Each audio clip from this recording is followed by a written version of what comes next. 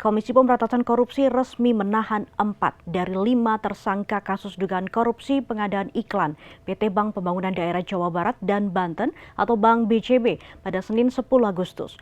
PLT Direktur Penyidikan KPK Ahmad Taufik Hussein menegaskan KPK segera menjadwalkan upaya paksa penahanan terhadap 1 tersangka lainnya yang belum ditahan karena alasan kesehatan.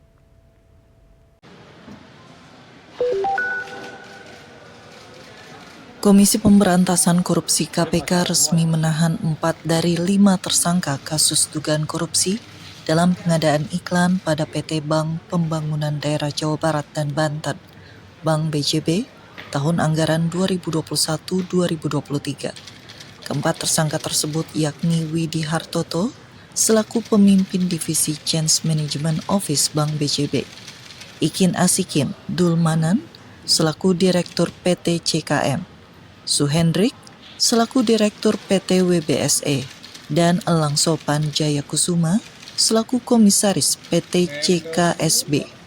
Sementara 1 tersangka lain yakni Yudi Renaldi selaku Direktur Utama Bank BJB periode 2019-2025 belum ditahan pada Senin ini karena alasan kesehatan. Hal tersebut disampaikan oleh Pelaksana Tugas Direktur Penyidikan KPK Ahmad Taufik Hussein dalam konferensi pers di Gedung Merah Putih KPK Jakarta, Senin 10 Agustus. Tadi yang kami sebutkan ada 5, jadi ada 1 yang belum bisa hadir saat ini dan yang bersangkutan sedang